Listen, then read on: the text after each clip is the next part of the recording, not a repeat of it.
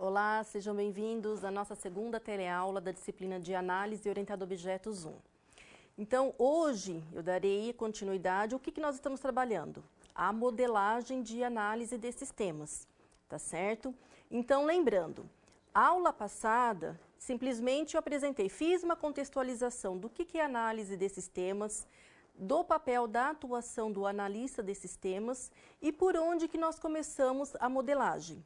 Então, lembrando, o processo de desenvolvimento, considera-se que você já fez a modelagem de negócios ou a identificação dos processos, está certo? Que é caracterizada a primeira atividade de análise de requisitos ou levantamento de dados, está certo? E agora nós estamos avançando.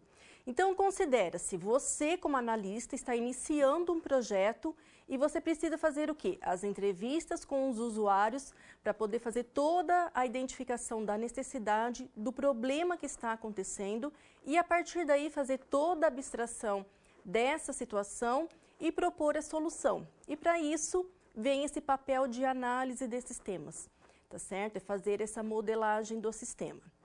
E como nós estamos seguindo o paradigma orientado a objetos, então nós vimos também na aula passada os conceitos da orientação a objetos. Por quê?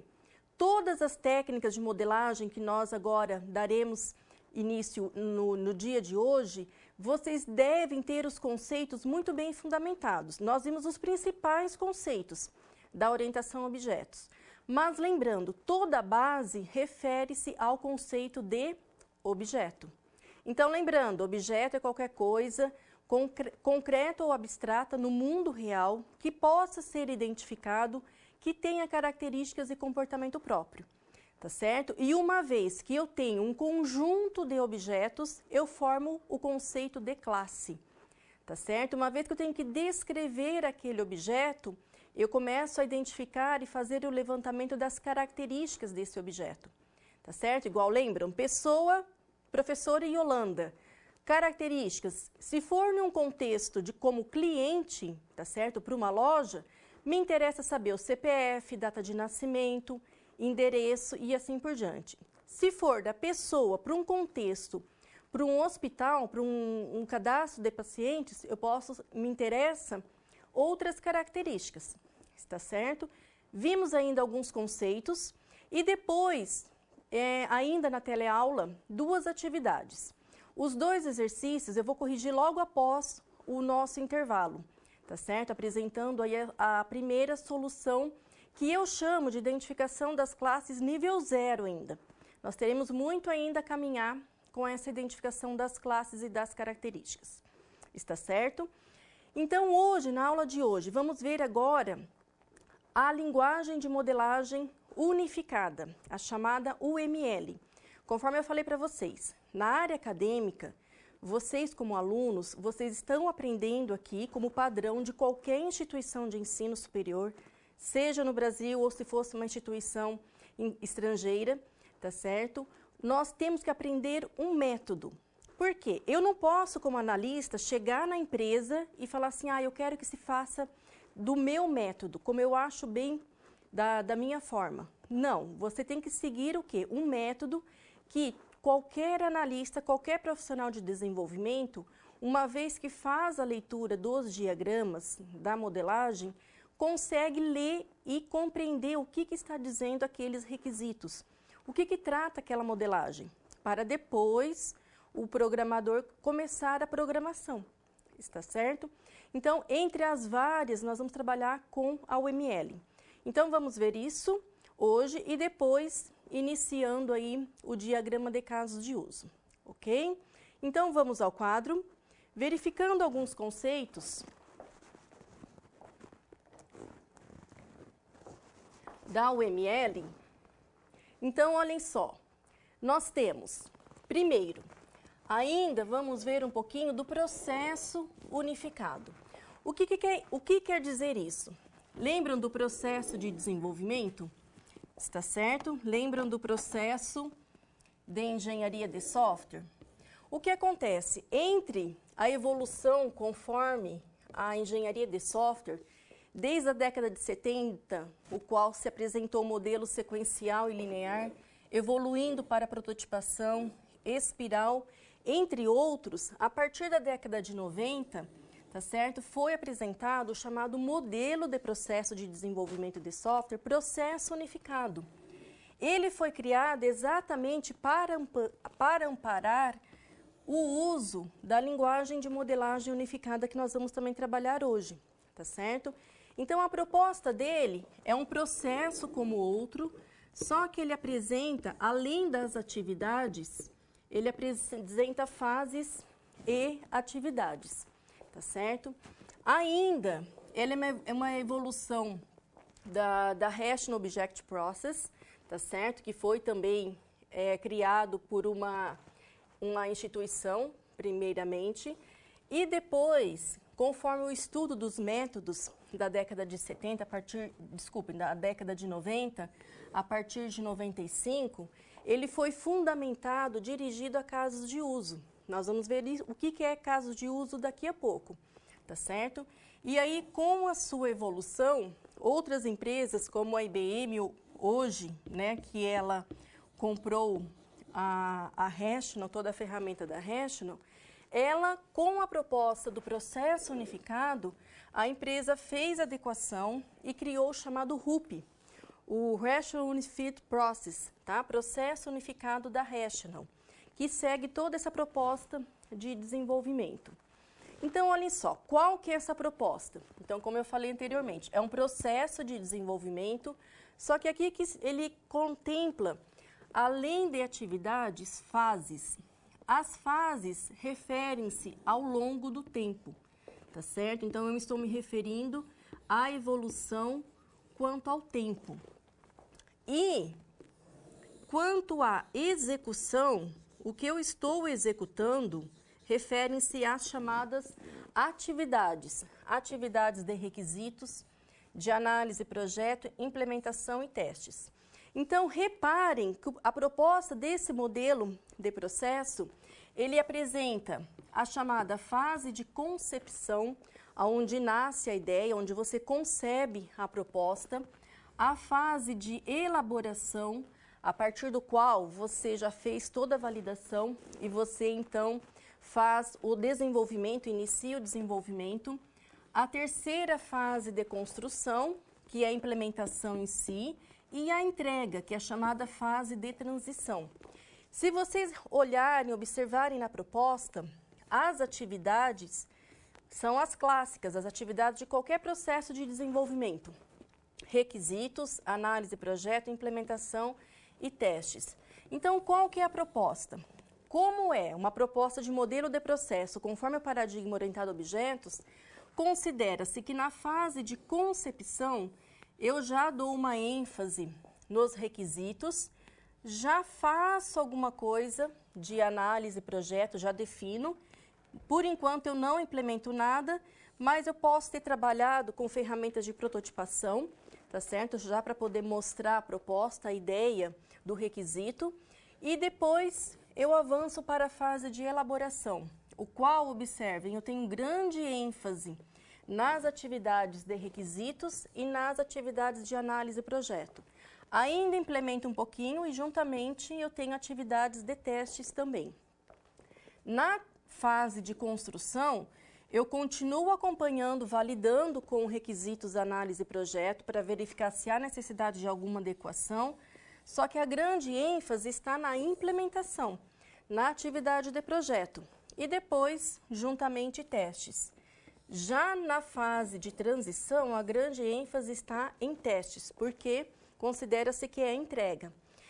Toda essa proposta, gente, é tendo o quê? A participação do usuário, está certo? Então, você vai evoluindo ao longo do tempo, vai avançando conforme a execução e vai o quê? Consistindo e validando com o usuário.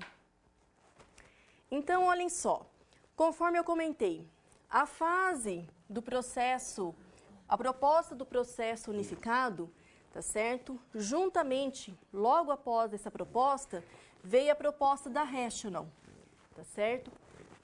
A proposta da Rational, o que ela fez? Então, é uma empresa de desenvolvimento que ela desenvolveu uma ferramenta seguindo a proposta do RUP, com a mesma proposta de fases, Porém, ela criou outras atividades. Ela inseriu outras atividades, um total de 9 atividades, que ela chama de workflow, tá certo? Então, que são atividades, tarefas. E qual que é a proposta? Então, olhem só. Antes dos requisitos, se trabalha com a modelagem de negócio. Além dos requisitos, análise, projeto, implementação, testes e implantação. A proposta do processo unificado, você não implanta? Sim, você implanta, mas ele considera-se que você tem aí muito trabalho junto com a equipe de desenvolvimento com testes, tá certo? Depois da entrega e manutenção, ele não é caracterizado e destacado no processo. Além da implantação, gerenciamento de configurações e mudanças, gerenciamento de projeto e o gerenciamento do ambiente. A proposta, então, da Rational, do RUP, é que existe, então, uma ferramenta de desenvolvimento que a gente caracteriza como sendo um suíte de ferramentas, tá certo? Então, criado hoje, mantido pela IBM, que foi adquirido, o qual ela contempla, então, ferramentas cases para poder contemplar todo o ciclo de desenvolvimento. Conforme você vai avançando nas fases, ele faz o quê? Apresenta ferramentas para você poder gerenciar do início até o ambiente final, tá certo? De desenvolvimento aqui da ferramenta. E é uma grande característica a chamada iteração. A iteração quer dizer o quê? Conforme você avança, você cria aqui uma versão executável do seu projeto, do seu software. Reparem que eu vou ter aqui todo o conjunto, respeitando aqui conforme a fase, determinada ênfase em determinada atividade. Então, uma iteração considera-se uma entrega completa, tá certo? Uma versão do seu software. Então, hoje o RUP, muitas empresas adotaram pela facilidade, pela proposta de terem aí todas uma série de ferramentas cases que contemplam todo o acompanhamento de todo o processo e execução das atividades. Porém, gente, não é simples. Eu geralmente sugiro o uso do RUP em projetos grandes e complexos, está certo? Em processos grandes e complexos que muitas empresas adotam o RUP. Para projetos simples, tá certo? Então, imagina, é difícil você seguir em função de várias características das empresas, demanda, em função de tempo, em função da quantidade de projetos, é difícil seguir exatamente a linha toda daquela proposta. É excelente, tá certo? Mas acaba sendo muito exaustivo você seguir detalhadamente gerenciando cada atividade. Lógico, se a empresa tem equipe para isso, com certeza a ferramenta, tá certo? E esse modelo de processo, o RUP, ele é ótimo, tá certo? Você consegue aí contemplar tudo e consistir cada iteração com a proposta inicial e conforme as evoluções, tá ok? O vídeo eu não vou passar, tá, pessoal? Porque é exatamente a explicação do que eu já contemplei aqui do RUP. Vocês têm ainda material auxiliar, tá certo? Para quem se interessar, mas vale a pena estudar um pouquinho mais sobre o RUP, tem várias questões, sempre concursos que cobram questões, o próprio ENAD, questões sobre as atividades e as fases do processo unificado, tá ok? Nós vamos seguir o processo unificado. Não especificamente o RUP, porque o RUP, lembra, é específico de uma ferramenta, de uma empresa, de um fabricante. Nós vamos seguir o processo, a proposta do processo unificado, tá ok? Então, vamos direto para uma primeira reflexão. Voltando ao quadro, apenas essa reflexão para vocês aqui compreenderem. Então, reflita qual que é a diferença entre o processo unificado e o processo unificado da Rational, tá certo? Então, só lembrando aqui, ratificando, o processo unificado, ele foi criado primeiramente como modelo de processo de desenvolvimento, tá certo? Com apresentação da execução entre fases e atividades. Porém, as atividades, até testes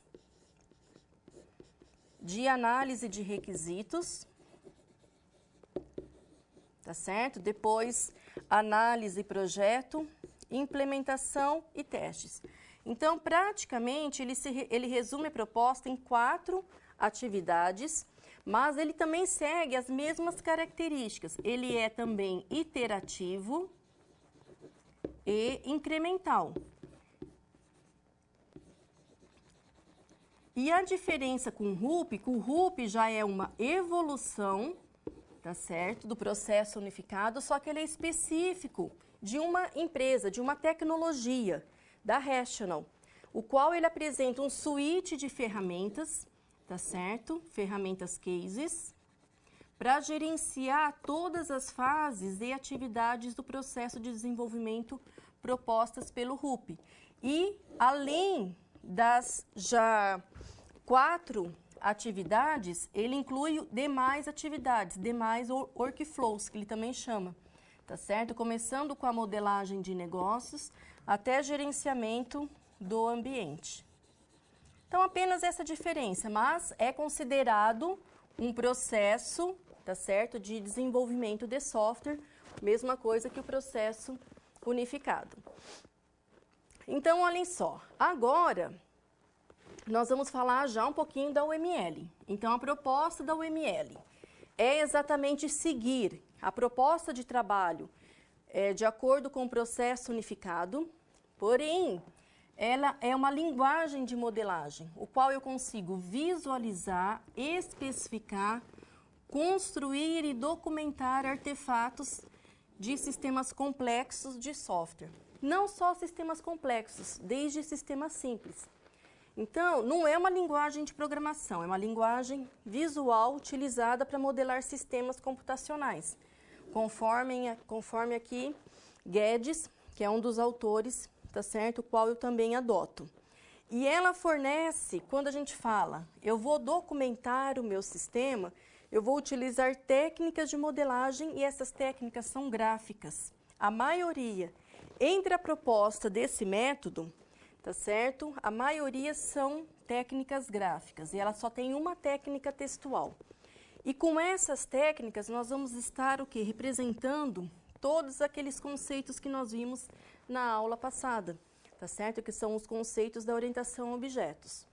Então, só lembrando que a partir de 95, tá certo? 1995, então nós tivemos o quê? Uma série de métodos sendo lançados no mercado. Pareciam grifes de roupas. Cada mês, a cada bimestre, lançava-se um método, tá certo? Então, entre os métodos de Mayer, de Gama, o Fusion, tá certo?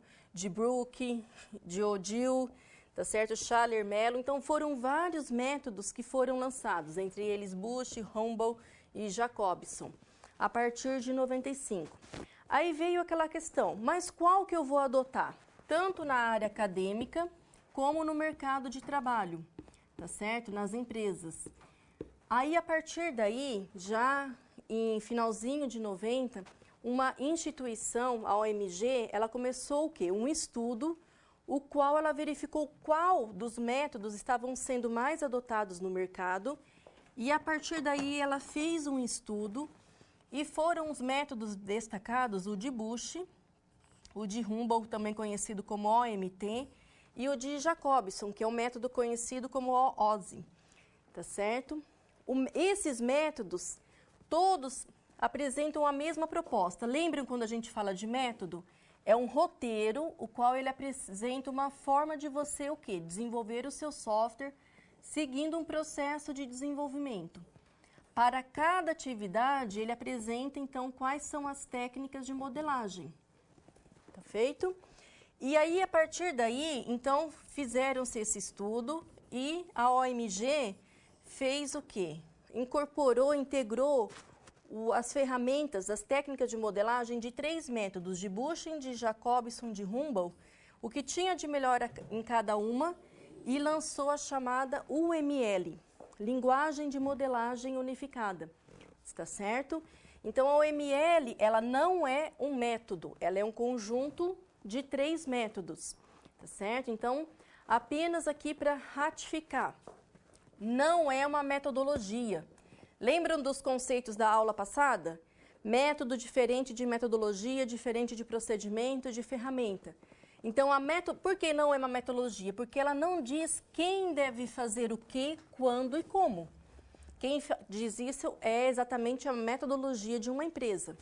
Ela não está presa a uma fase do desenvolvimento, como análise, projeto, implementação e testes.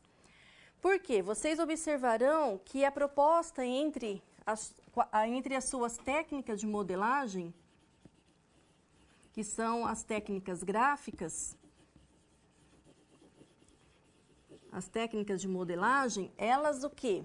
São técnicas o qual ela coloca como sugestão o que eu devo utilizar na etapa de análise, na atividade de análise. Qual ou quais são as melhores para adotar na atividade de projeto. E aí, cada um que vai adequando de acordo com a metodologia que pretende. Mesma coisa, ela não está presa a um processo de desenvolvimento, ao ciclo de vida em cascata, incremental, prototipação ou processo unificado. Ela segue, a partir do momento que ela foi criada, ela se amparou no processo unificado. Porém, se eu utilizo, por exemplo, o processo de espiral, tá certo? Se eu utilizo o modelo de processo espiral, eu posso adotar a UML? Eu posso adotar, tá? Então, ela não está presa exatamente a um processo.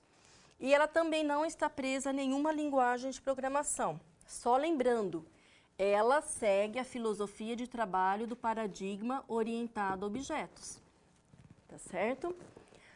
Ainda, ela apoia o desenvolvimento de forma incremental. Essa é uma grande característica do processo unificado e também da própria UML, tá certo? Por quê? Ela coloca a proposta que você vai evoluindo nos modelos.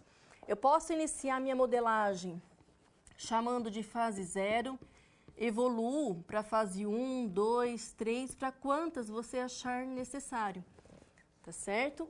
Então, é uma forma de trabalho incremental. E ela privilegia a descrição do sistema segundo 3 perspectivas. Quais são? A perspectiva dos dados. Vocês já observarão, principalmente na próxima teleaula, que uma das técnicas de modelagem, que é o chamado diagrama de classes, que é a principal técnica, a perspectiva dela, a grande ênfase está nos dados, na parte estrutural, tá certo? Ela também apresenta técnicas de modelagem com perspectiva operacional, com as operações, que referem-se às funcionalidades, tá certo? Quais são os serviços, as funcionalidades que eu tenho que ter no sistema. Para isso, a principal técnica de modelagem é o chamado diagrama de casos de uso. E a perspectiva temporal, que se refere aos eventos. De acordo agora com a funcionalidade, como que vai estar sendo executado ao longo do tempo, de forma temporal. E para isso ela apresenta algumas técnicas, o diagrama de sequência, de atividades, de máquina de estados, entre outros. Ok? Então, olhem só, quais são essas técnicas de modelagem propostas para o ML 2.0? Então, o que acontece? Mesma coisa que uma linguagem de modelagem, ela apresenta uma evolução ao longo do tempo, tá certo? Ela vai sofrendo adaptações ao ML também. Por isso que ela recebe essa numeração, o ML 1.0, 1.2. Hoje, na verdade, nós estamos na versão 2.5. Se vocês, tá certo, baixarem a documentação oficial lá do site da OMG, tá certo?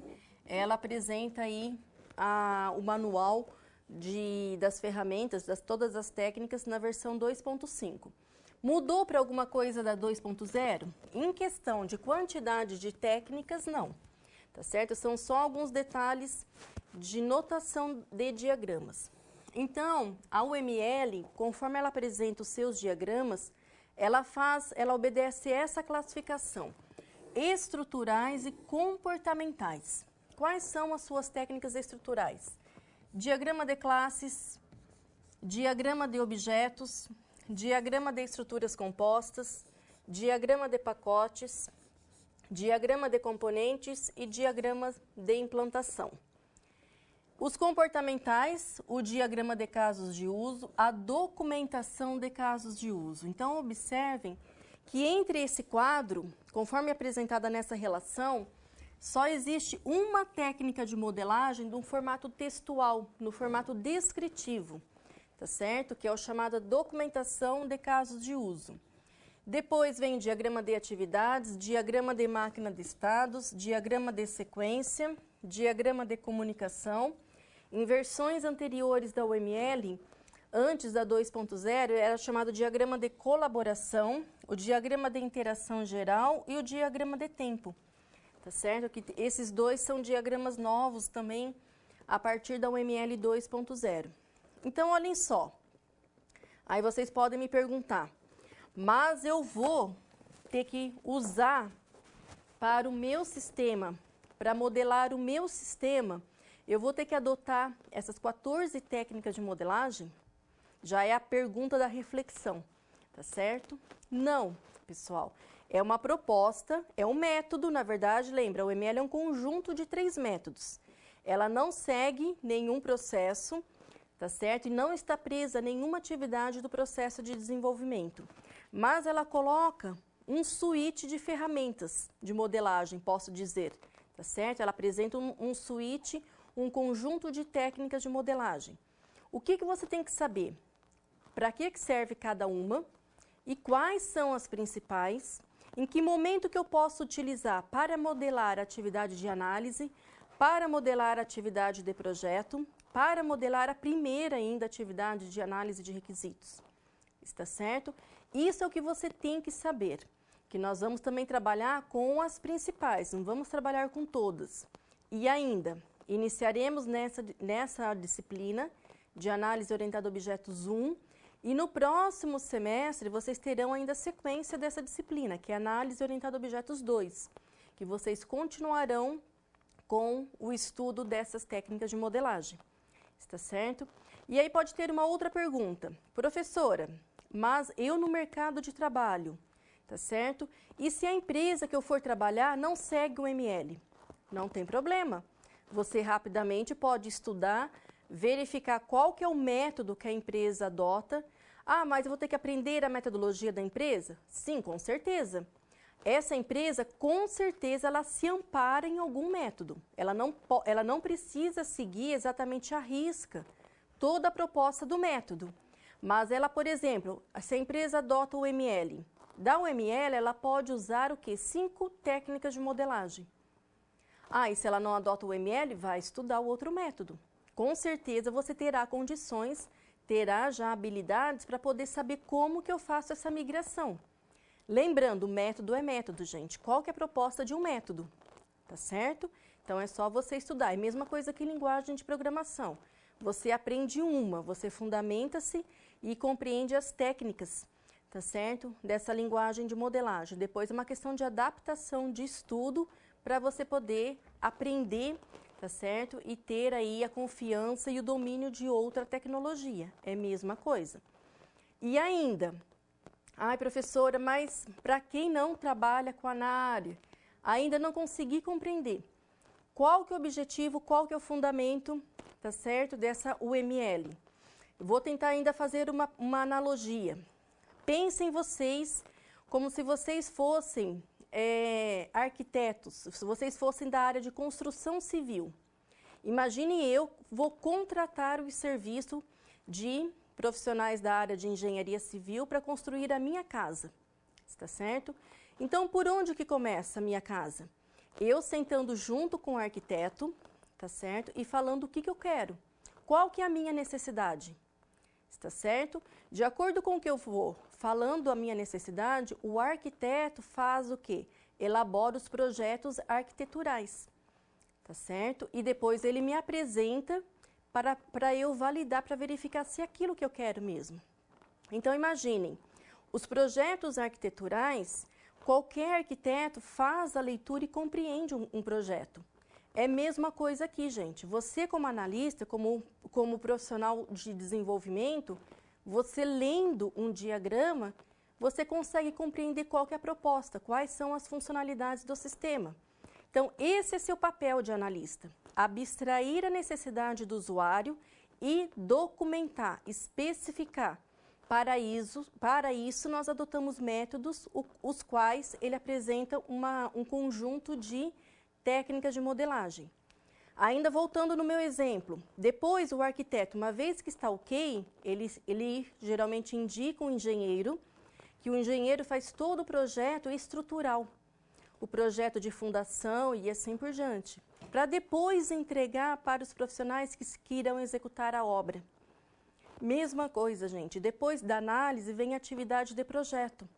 Aí o que eu vou fazer? Pegar todos aqueles diagramas e fazer adequação com as tecnologias que eu vou adotar para desenvolver o meu sistema, para depois entregar para o programador começar o desenvolvimento.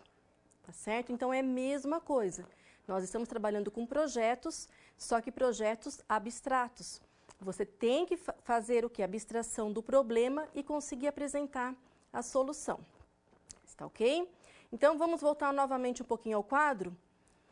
Agora, rapidamente, eu só apresentei aqui, agora não é o momento de ninguém aprender, eu só quero apresentar as técnicas de modelagem.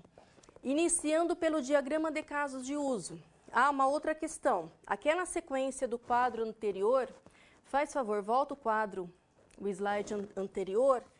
Essa sequência não quer dizer que é a sequência que nós vamos utilizar para poder fazer a especificação, tá certo? Ela só obedece essa classificação entre estrutural e comportamental. E mais um detalhe que eu acabei esquecendo.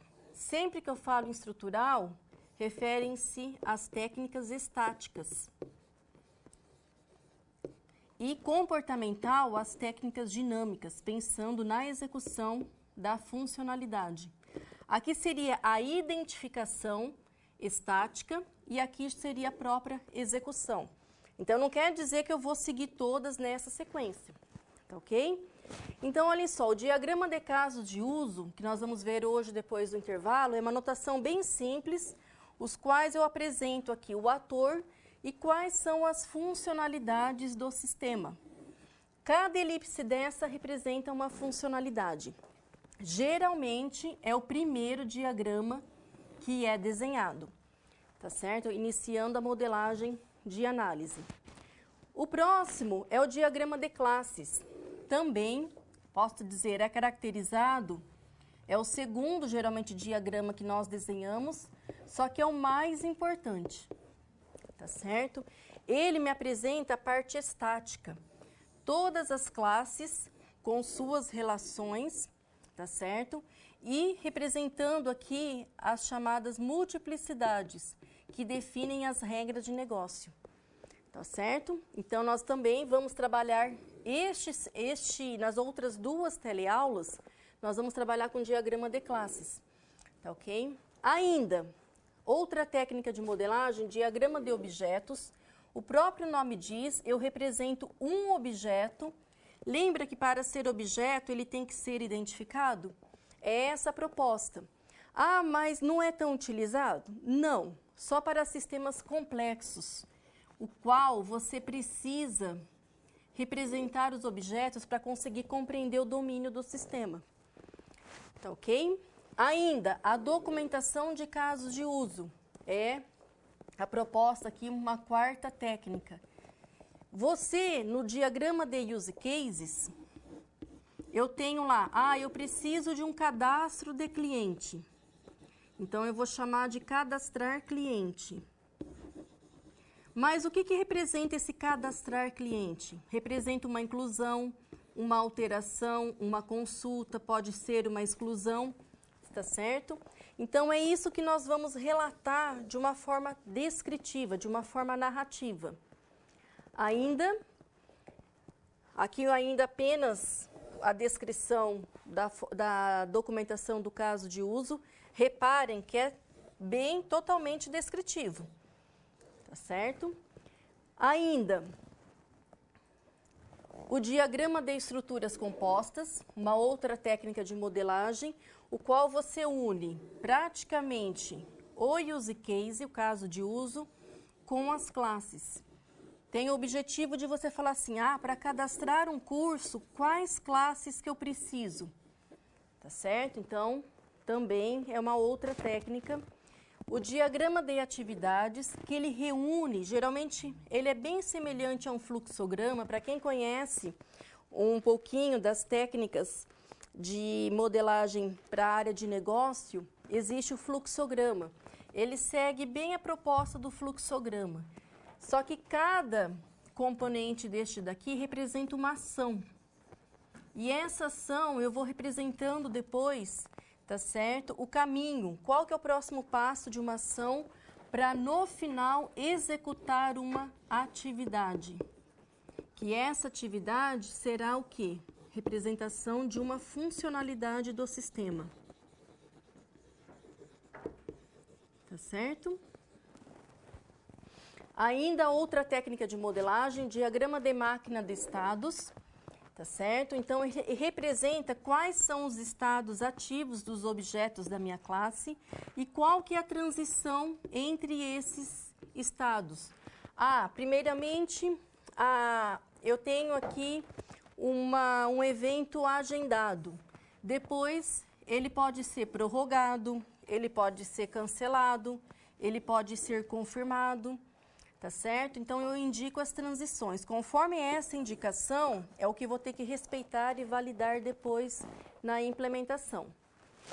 Ainda o diagrama de sequência é uma outra técnica de modelagem dinâmica, então comportamental, que me representa exatamente os eventos que são disparados para poder executar também uma funcionalidade.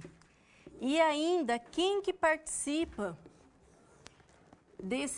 quais são os objetos que participam da execução dessa funcionalidade. Então, é numa forma de sequência de eventos, de uma forma temporal, por isso que é chamado diagrama de sequência.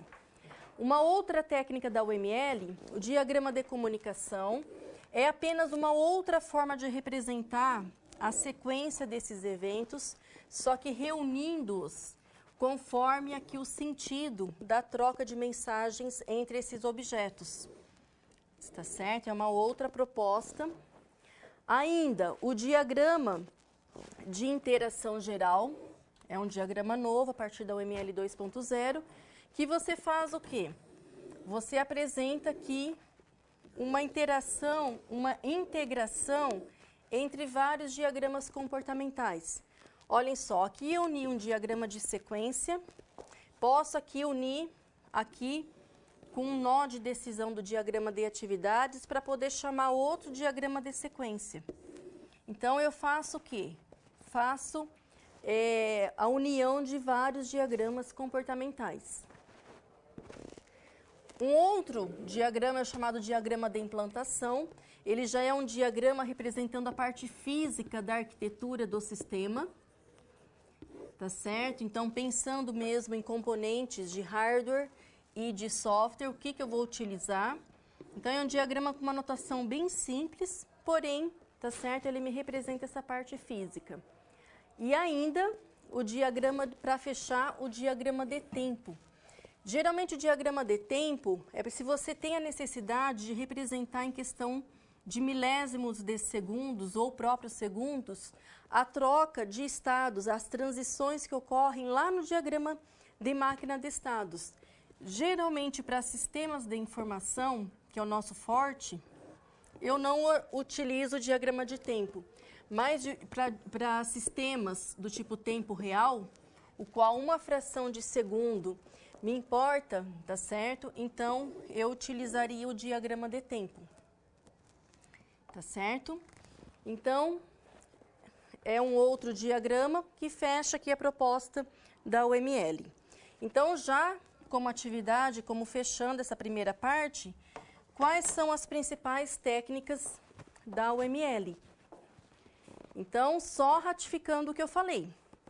Eu não preciso seguir as 14 técnicas. As principais que nós vamos trabalhar durante o curso.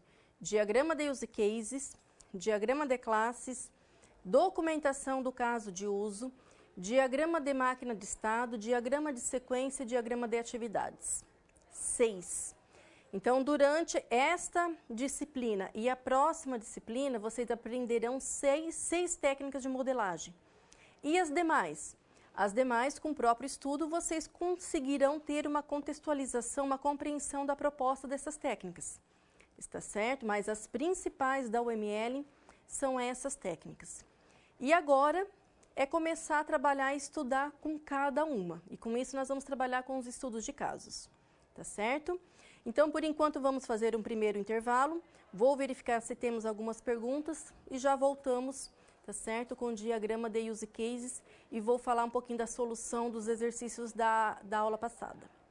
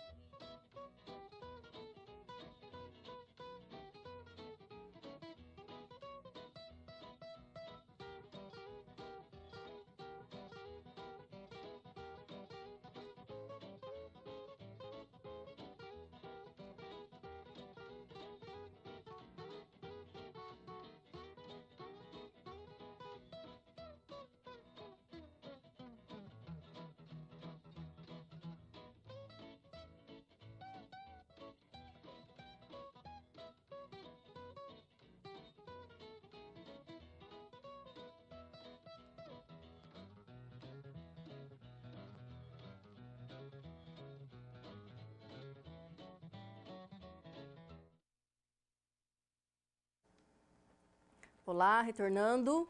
Então, apenas uma primeira pergunta agora, depois, se der tempo, no finalzinho eu respondo mais algumas. Mas olhem só, devido a essa gama de métodos que foram publicados, o que aconteceu à unificação dos métodos para o ML?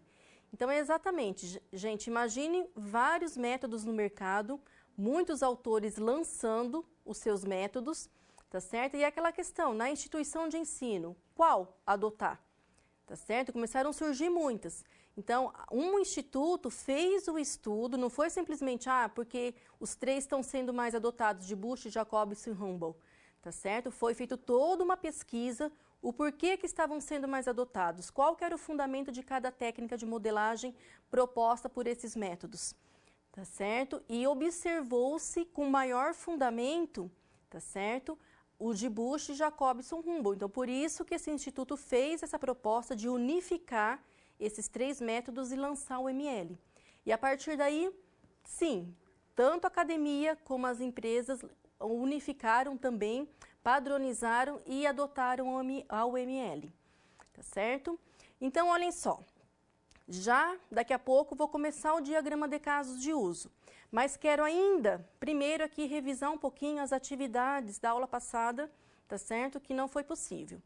Então, vamos agora à câmera de documentos. Então, olhem só. Pessoal, então, só lembrando que durante a aula, foram 2 estudos de casos. O primeiro, durante a aula, eu pedia apenas a identificação das classes, tá certo? Por quê? Porque nós estávamos trabalhando com o conceito de objeto e de classe.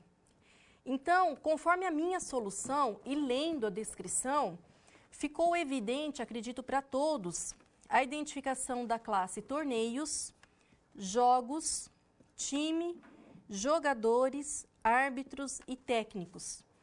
Se vocês lembram da descrição, estava bem fácil, porque essas próprias classes já relatavam-se, depois, na sequência, quais os atributos, tá certo? Então, só lembrando, os atributos.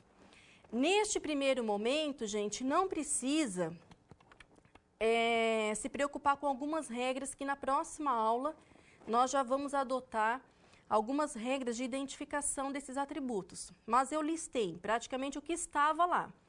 Número do torneio, nome, data atual do torneio, data do torneio, data atual de cadastro, data do torneio, hora, local e responsável pelo torneio. Os jogos, número do jogo, ele mesmo já falava desse número, porque é a identificação do objeto. Time 1, time 2, data, horário, o torneio. O torneio, poderia colocar aqui nome do torneio? Poderia colocar nome do torneio. Eu poderia já referenciar como o número do torneio? Poderia, que vai ser o correto daqui a pouco nos próximos exercícios. Mesma coisa, árbitro. Nome do árbitro, o que eu vou usar? Eu estou fazendo referência ao árbitro como característica de jogo. Time vencedor e pontuação. Então, se você me listasse aqui nome do árbitro ou só árbitro, mesma coisa, nome do torneio, está correto nesse primeiro momento, gente. Eu estou chamando essa identificação de nível 0. Lembra qual que é a proposta? Nós vamos evoluir, tá certo? Nós vamos evoluir com os modelos, cada vez mais trabalhando com os detalhes. Para a classe time, quais foram os atributos? Número do time, nome, ano de início, técnico, mesma coisa. Será que eu posso usar nome do técnico? Sim. Modalidade, nome da modalidade do jogo, né, que se refere ao time, se é futebol, se é basquete. Relação dos jogadores. Mas eu posso colocar assim por enquanto? Por enquanto pode, tá certo? É uma primeira identificação. Depois, quando a gente for desenhar o diagrama de classes, aí isso daqui vai ter uma forma de representar. Listando simplesmente, agora eu coloco relação. Relação de jogadores titulares, número da camisa de cada um, a relação de jogadores reserva e o número da camisa de cada um. Tá ok? Então, não tem problema. Para jogadores, os atributos que estavam especificados.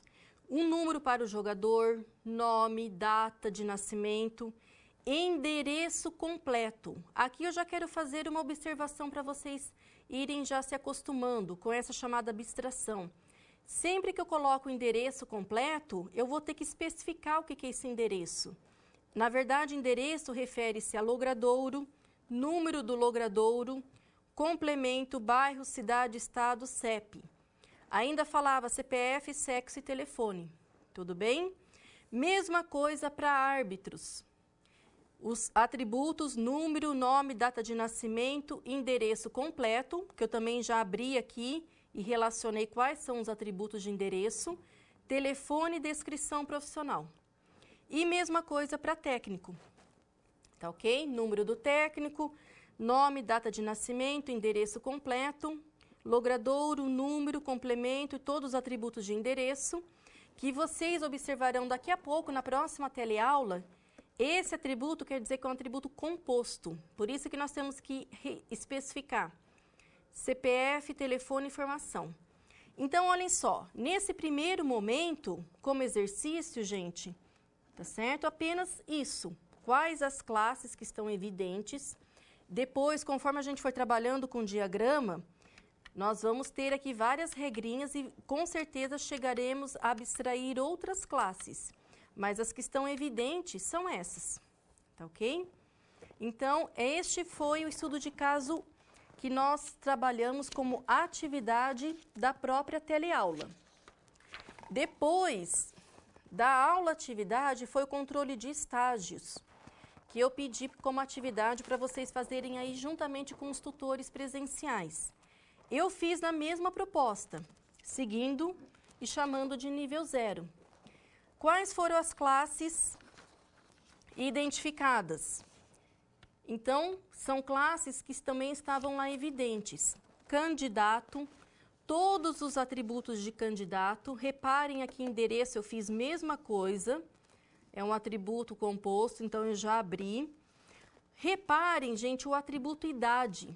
Idade, vocês também terão que abstrair. Sempre que eu me deparo com o atributo idade, eu nunca vou gravar e guardar o atributo idade, e sim data de nascimento.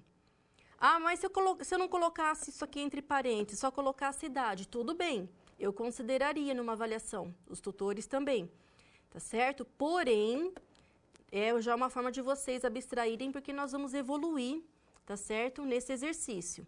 Telefone residencial, celular, sexo, filiação. Filiação é a mesma coisa, é um atributo composto. O que representa a filiação? Nome do pai e o nome da mãe. Tá ok? Escolaridade e instituição de ensino. A instituição de ensino, conforme a descrição depois, eu identifiquei que é uma classe. Então, o que seria o identificador dos objetos de instituição?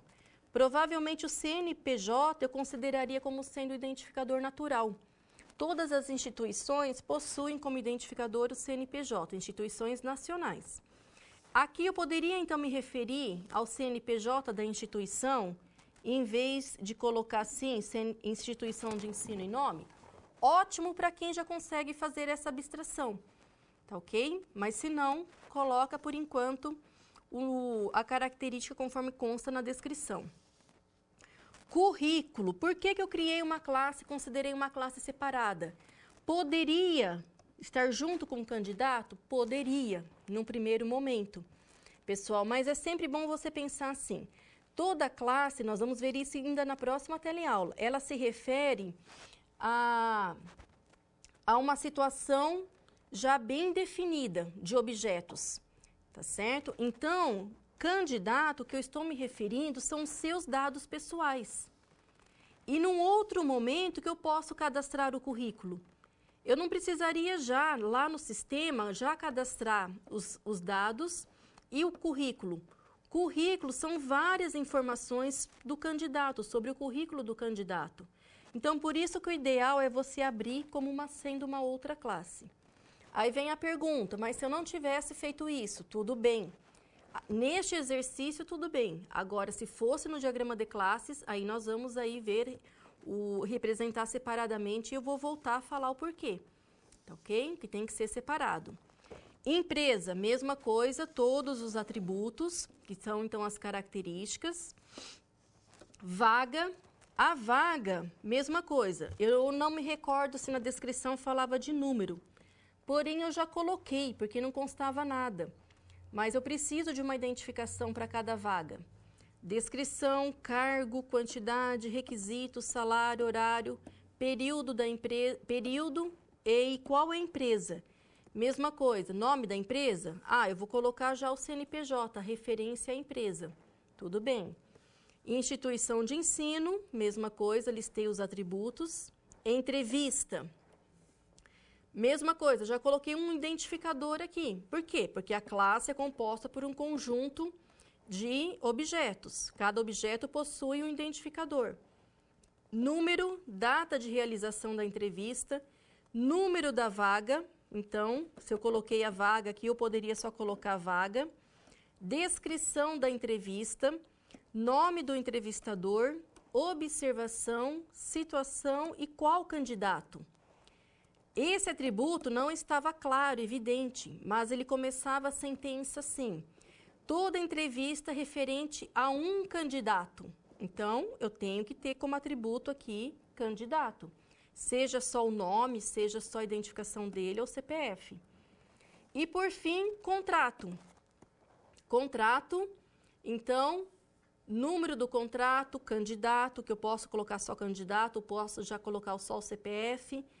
Qual que é a empresa, cargo, data de início, data de término, carga, horária semanal, horário e salário. São os atributos que estão descritos, tá certo? Então, esse foi o primeiro exercício referente à atividade da própria aula, da própria teleaula e da aula atividade. Ainda alguns podem me perguntar assim, quem principalmente já tem experiência, professora, mas tem muita coisa ali que tem redundância. Dá para melhorar? Sim, pessoal, é apenas o primeiro nível que eu chamo, que eu caracterizo como nível 0. Nós vamos evoluir, tá certo? Até chegar na proposta correta, respeitando várias regras, está certo? E que eu quero agora que vocês observem, sempre que a gente for trabalhar com estudo de caso, evoluindo nesses estudos de casos, a gente tem que tratar o que consta na descrição, porém, eu posso complementar, tá certo? O mínimo é o que está ali, mas eu posso abstrair, tá certo? Por exemplo, lá candidato, eu não me recordo se ele coloca lá endereço eletrônico. Acredito que não. Mas, gente, hoje, quem que não tem um endereço eletrônico? Então, é aquela questão, você como analista tem que fazer esse papel e tem que conseguir fazer essa abstração. Ah, o meu usuário não quer hoje, mas e depois? Mesmo que ele não precise usar no primeiro momento. Então, há essa necessidade de abstração, tá ok? Então, essa solução, eu já foi encaminhada para os tutores presenciais, tá certo? Depois, acredito que eles vão aí encaminhar para vocês, só para vocês terem, para vocês conferirem. E as atividades de hoje? Nós vamos começar agora o diagrama de casos de uso. E depois vai ser mesma proposta das duas atividades. Do estudo de caso do controle de torneios, identificar os use cases e, mesma coisa, do estudo de caso do controle de estágio, identificar e desenhar o diagrama de casos de uso. Tá certo? Mesma coisa, o tutor presencial já tem a solução? Já tem, gente. Mas eu preciso que vocês façam. Vocês que precisam identificar a dificuldade e para vocês realmente aprenderem, tá certo? Só ensino, se não tiver efetivação da aprendizagem, não chega a lugar nenhum, tá ok? Então, vamos lá. Vamos começar agora o diagrama de casos de uso. Vamos ao quadro. Então, primeiro, o que quer dizer um diagrama de casos de uso ou um chamado modelo de casos de uso? Modelo, lembra? É um conjunto de diagrama, tá? Então, alguns podem chamar de modelo. É uma representação, olhem só, gente, das funcionalidades externamente observáveis do sistema e dos elementos externos ao sistema que interagem com ele. Então, é um modelo de análise que representa um refinamento dos requisitos funcionais do sistema em desenvolvimento, tá certo? Então, para cada requisito funcional do sistema, nós teremos agora a representação chamado de um caso de uso, nesse diagrama. Ah, mas se eu tenho 100, se eu identifiquei 105 requisitos funcionais, se você não tiver exatamente 1 para 1, eu posso ter 1 para N, posso ter 1 para 0 ou 1, pode acontecer aqui em questão de algumas decisões, mas o equivalente você terá 100 casos de uso, tá certo? Agora, o que é requisito funcional? E lembra que tem os requisitos não funcionais, conteúdo da disciplina do semestre passado. Então, tem que recordar quem não tem ainda muito bem consolidado o que é isso. Então, na verdade, é uma perspectiva externa do sistema. Com esse diagrama, eu consigo visualizar quais são os serviços, as funcionalidades do sistema. E agora, gente, vocês observarão que todos os diagramas propostos por um método, como nós estamos trabalhando com a UML, que é um conjunto de 3 métodos, para você desenhar e ter a compreensão de qualquer desenvolvedor de software, existem regras, tá certo? O primeiro elemento é o chamado ator. É essa representação desse boneco chamado boneco magro. Para cada pessoa, ou dispositivo, ou outro sistema que estará interagindo com o sistema, será representado por esse ator. Tá? Então, o nome desse boneco magro quer dizer ator. Então, é o primeiro componente. Qualquer elemento externo ao sistema que interage com o mesmo, por definição, é denominado ator.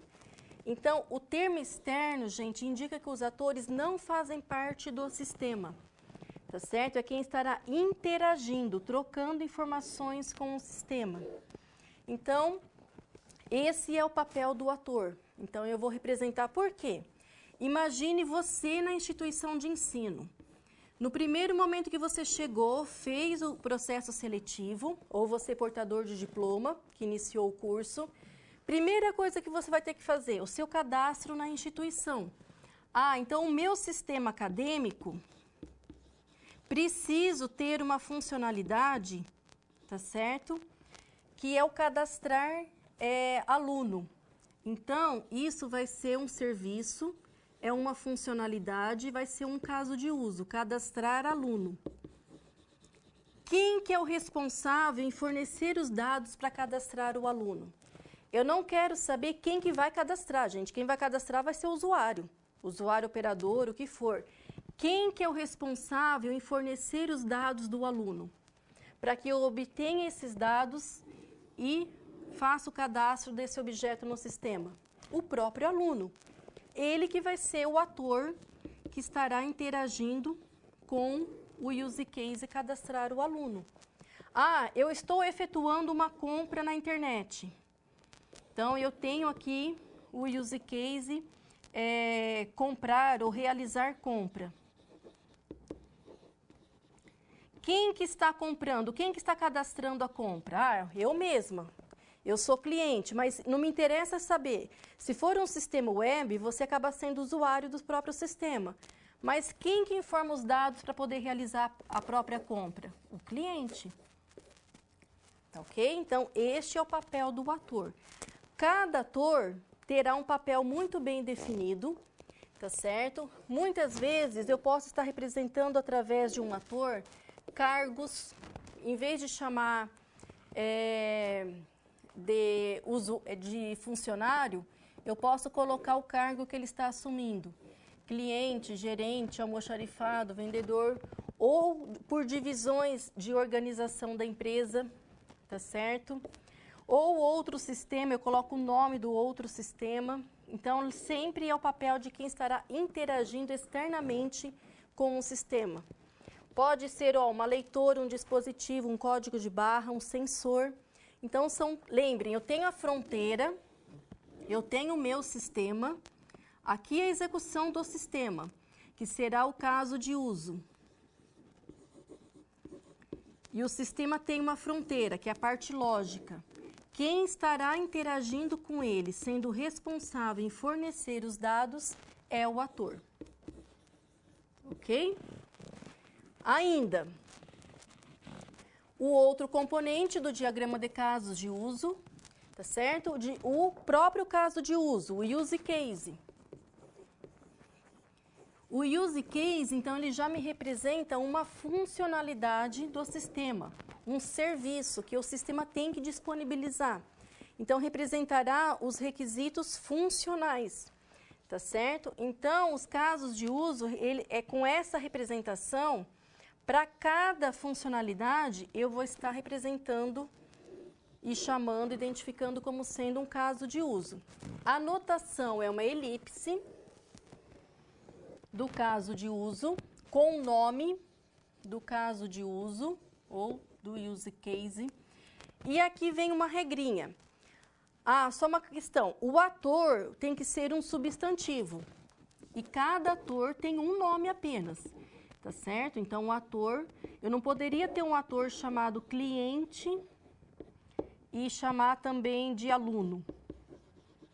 Não, no domínio do meu sistema, ele é chamado, identificado como cliente ou como aluno.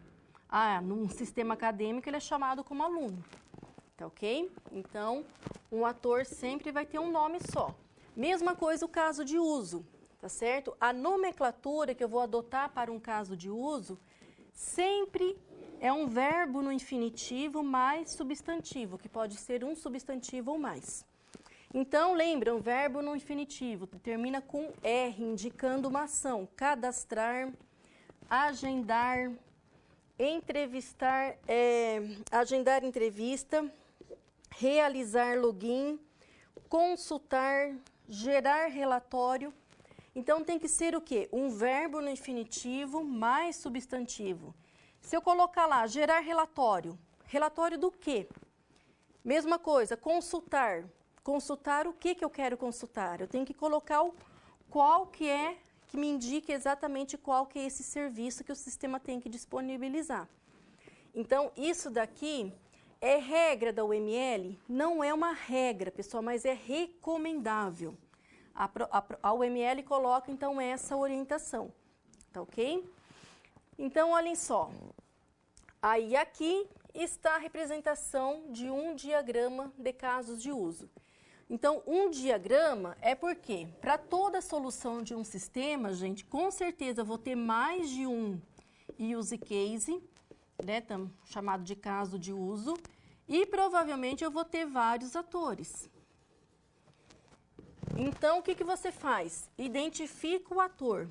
Quais são os serviços, os use cases para aquele ator? Tá ok? Neste exemplo, o ator aqui foi chamado de autor, para esse domínio deste exemplo. E se vocês observarem, o nome do caso de uso está embaixo. Essa é uma particularidade da ferramenta Case, que foi a Rational aqui que eu utilizei nesse slide, tá? Então, ela coloca abaixo, mas o correto é dentro, o nome do use case. Você fazendo o manuscrito tem que colocar dentro, tá ok? Então, aqui, ó, o autor de um curso, ele é responsável em informar os dados para cadastrar ele mesmo, para cadastrar um curso, para cadastrar as avaliações. Então, o responsável por um curso. Já foi identificado nesse sistema o ator coordenador. O ator coordenador, ele é responsável em cadastrar ele, informar os seus dados para que ocorra o seu cadastro, para agendar uma atividade do curso, e o próprio aluno que informa os dados para acontecer a realização de uma avaliação. Tá certo? Então, de acordo com este exemplo, tá certo? Então, foram identificados esses use cases e 3 atores. Ah, eu posso ter mais de um ator participando do mesmo caso de uso? Posso. Sempre o que nós representamos, interagindo diretamente com o use case, é o ator que a gente chama de ator primário. É aquele que vai ter maior interação com o sistema. Mas se por consequência você tem aí um outro ator que também é relevante representar, pode representar e representar aqui um use case tendo interação com mais de um ator. Ok? Pode acontecer no diagrama de casos de uso a chamada generalização de atores e generalização de casos de uso. A anotação, a representação, gente, correta é esse triângulo. E você abrindo aqui essa hierarquia. Então, quer dizer, no meu sistema, eu identifiquei o ator autor e o ator aluno. Ambos interagem com o realizar login. Então, o que eu posso fazer? Generalizar, criei um ator que generaliza esses dois, foi chamado de pessoa, e representei só pessoa interagindo com esse use case. Então, a partir desse momento, é a mesma coisa se eu tivesse isso daqui, ó, a ligação, a interação dos dois atores. Para você facilitar a compreensão e o menos possível de associações, o ideal é você, em vez de ligar com cada ator, se possível, faça esse agrupamento e crie aqui atores genéricos. Mesma coisa, o autor de um curso, ele faz aqui o agendamento das atividades do curso. Quais são essas atividades? O cadastrar aula e o cadastrar exercício. Então, todas são atividades, por isso que foi generalizado, criei aqui um use case, tá certo? Genérico, e chamei de agendar atividade do curso. Então, é generalização de ator e de use case. Ainda eu posso ter o quê? A relação entre próprios casos de uso. Essa relação, ela é representada por uma linha, gente, tracejada. Essa daqui, que interage diretamente com o ator, é uma linha contínua. Eu poderia ter navegabilidade, dependendo da direção. Se eu não tenho navegabilidade, que seria a indicação da seta, se eu tenho aqui uma interação mútua do ator passando algum dado para executar e que eu tenha como retorno uma simples mensagem, já é uma interação mútua. Então, eu não coloco a indicação da navegabilidade. Você observando uma linha apenas, indica-se o quê? Duplo sentido. Agora, se eu tenho que indicar, eu posso ter, então, o chamado relacionamento entre casos de uso. O que quer dizer isso? Olhem só, o aluno realiza uma inscrição. Ele interage, ele informa dados para ocorrer a realização de uma inscrição. O que eu estou dizendo aqui? Toda vez que você realiza sempre uma inscrição online ou que você faz uma compra online, o sistema pode te dar a opção de você emitir o comprovante. Mas esse emitir comprovante não é obrigatório. Você pode imprimir ou você pode gerar o PDF dele se você quiser. Então, se você tem a partir de um use case, você tem aqui você pode ter uma continuação de execução, mas essa continuação não é uma obrigatoriedade. Você representa qual que é essa próxima ação, que seria essa próxima ação. Porém, você coloca esse tracejado entre eles, tá certo? E indica esse chamado estereótipo, que é o chamado extend. O extend quer dizer extensão. E olhem aqui o sentido, pessoal. Esse daqui é o chamado use case base. O use case base é aquele que interage diretamente com o ator. E olha o sentido do extend. Eu estou no outro use case estendido e eu chamo para o use case base. Então, como que eu faço a leitura? O aluno realiza a inscrição e ele pode ou não emitir o comprovante da inscrição. Então, se não é uma obrigatoriedade, vai ser um extend. Se fosse uma obrigatoriedade, seria o include, que é o próximo exemplo. Nesse caso, eu estou no realizar login. O realizar login, porventura, eu posso não ter efetuado o meu cadastro ainda. Então, eu já vou dar a opção de chamar o cadastro do aluno, tá certo? Eu como aluno. Tem sistema que primeiro você cadastra o seu usuário, a sua senha e depois, caso ainda não foi criado o seu cadastro, ele chama na sequência, tá certo? Então, por isso que foi colocado um extend aqui, tá certo? Por quê? Eu posso indicar, olhem só, uma condição, ser aluno não cadastrado. Essa aqui é chamada uma nota, pessoal, na UML. Você parte aqui, um outro tracejado e chama aqui essa nota, indicando a condição. E o aluno também interage, ele pode efetuar o seu cadastro normal, ele é responsável em informar os dados. Mas eu estou no realizar login e eu já posso chamar o cadastro do aluno, caso ainda eu não tenha feito o meu cadastro. Ok? O próximo exemplo indica um outro estereótipo, que indica, então, a combinação, a relação entre casos de uso, que é o contrário, que não é uma obrigatoriedade, é um include, de inclusão. Reparem, o aluno, ele faz a sua inscrição online, realizar inscrição. Então, ele é o responsável em fornecer os dados. No exemplo anterior, o que estava? Acabei de efetivar a minha inscrição. Se eu quiser, eu já posso imprimir. Eu já posso chamar o use case de emitir comprovante de inscrição. Lembram, ele não é obrigatório, então é colocado essa anotação, que é o chamado estereótipo do relacionamento entre casos de uso. Porém, toda vez que eu realizo inscrição, obrigatoriamente o sistema vai disparar esse outro caso de uso, que é o enviar e-mail de confirmação da inscrição. Isso também geralmente é padrão no sistema online, numa compra online. Você recebe a confirmação e você não tem opção de escolha, o sistema já dispara automaticamente. Então, o include é uma obrigatoriedade, ok? E o extend é opcional, eu chamo se eu quiser executar. Então, dependendo do sistema, conforme as regras de negócio, eu vou indicar use cases base, que são os que interagem diretamente com o ator, e depois use cases, eu vou ter que me preocupar com a relação entre esses casos de uso. E aí, obrigatoriamente, eu vou indicar o include ou o extend. Só para lembrar, o include é da base para o incluído. O extend é do estendido para base. Tá ok? Aqui um outro exemplo.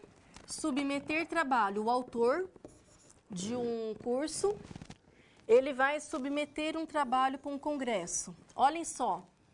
Ele pode chamar, estando no submeter, ele pode fazer uma consulta de eventos, ele pode consultar autores, ele pode consultar temas de trabalho, ele pode consultar trabalhos já submetidos e ele pode imprimir o comprovante da submissão.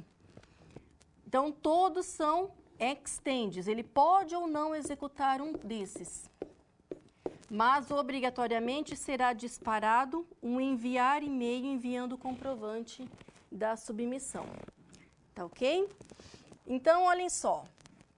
Como atividade agora, a proposta é que o mesmo estudo de caso do controle de torneios, que vocês façam agora o diagrama de casos de uso. Que vocês façam a identificação, lembrando dos serviços. Quais serão os serviços, as funcionalidades do meu sistema, tá certo? Lembrando que cada funcionalidade vai ser um requisito funcional. Então, essa atividade que será também idêntica, tá certo? A mesma proposta para o próximo estudo de caso que vocês farão na teleaula. Identificar e representar o diagrama de casos de uso. Então, ainda eu quero só ratificar mais duas coisinhas, depois eu já vou representar a solução dessa atividade. Não vamos ter tempo para vocês fazerem agora. Mas olhem só, gente, que eu não comentei. Por que o verbo cadastrar? Se vocês repararem, eu sempre uso o verbo cadastrar para representar o quê? Uma inclusão, uma alteração, uma consulta ou até uma exclusão. Refere-se àquele cadastro básico, tá certo? Do objeto que possivelmente depois você pode fazer uma alteração, uma consulta ou até uma exclusão.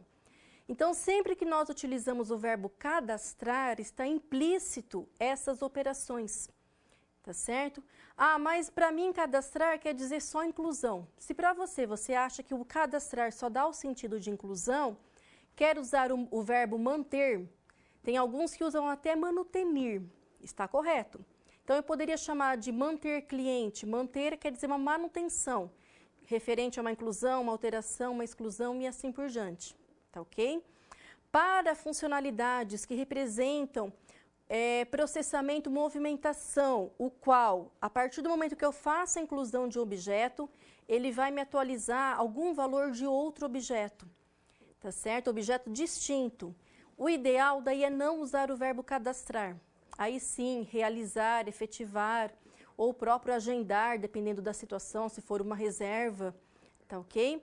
Isso daí vocês com o tempo, conforme a prática, vocês usarão, ficará mais fácil vocês nomearem esses casos de uso, tá certo? Então, sempre o cadastrar, até então nos meus exemplos, ou manter, por enquanto, tenham em mente e façam a leitura que quer dizer incluir, alterar, pode ser uma exclusão e até uma consulta, tá ok?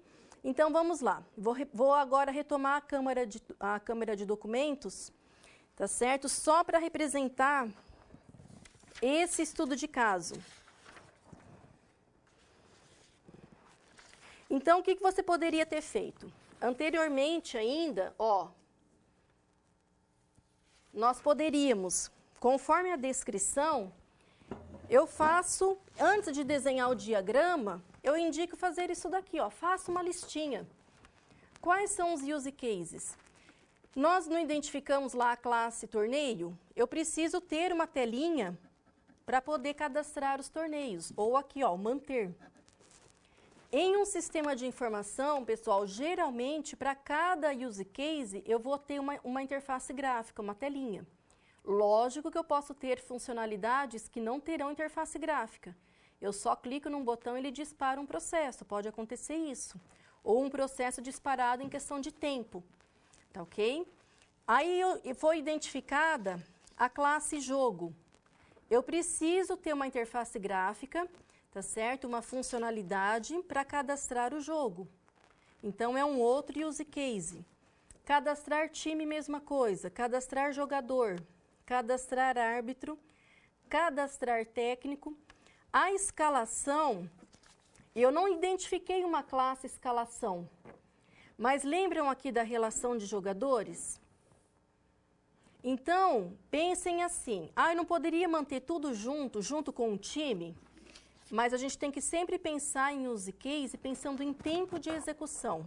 Uma coisa é cadastrar o time, tá certo? Informações do time, se você observar aqui, time. Agora, eu posso definir a escalação em um outro momento, um dia antes do jogo. Tá ok? Então, pensando que eu posso abrir uma outra interface só para poder fazer essa tarefa. Então, foi chamado de cadastrar escalação.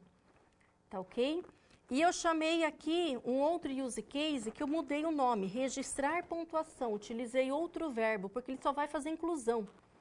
Pode fazer uma alteração, mas uma exclusão ele nem vai fazer. O registrar, porque não é um objeto que ele vai ficar dando manutenção posteriormente. Ele lança e praticamente acabou. Só se acontecer um erro que ele vai voltar.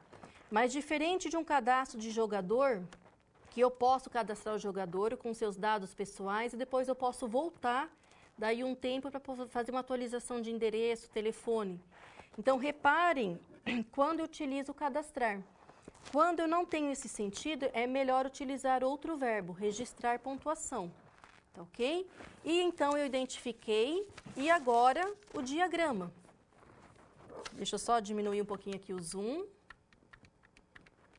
Então, geralmente no diagrama de casos de uso, a gente faz aqui esse quadrado aqui, ou um retângulo, que representa a interface do sistema, tá certo? E aí eu representei todos os os use cases, os casos de uso que eu identifiquei previamente, ó.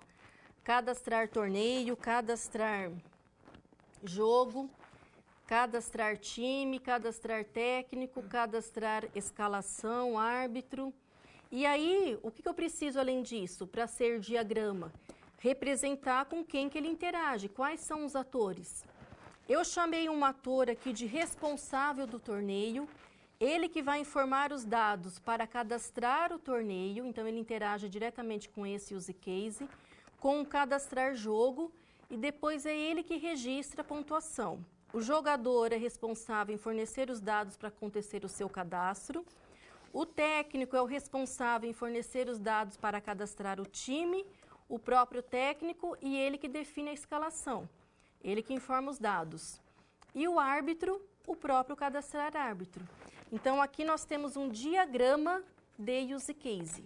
E é isso que vocês farão para a próxima atividade, tá certo? Da teleaula. Vocês farão um diagrama de casos de uso, de use cases, do estudo de caso, do controlar estágio. Uma outra observação, não se preocupe com os relacionamentos nesse momento, com os extends, com os includes. Eu quero, por enquanto, que identifique o ator interagindo com o use case base, tá certo? Depois nós vamos fazer vamos evoluir. Na próxima aula, nós vamos continuar com o diagrama de classes e já trabalhar um pouquinho com a ferramenta case, tá certo? Também na teleaula 3 e na 4. Então, por enquanto é isso, pessoal. Muito obrigada pela atenção de vocês e até daqui a pouco no nosso chat.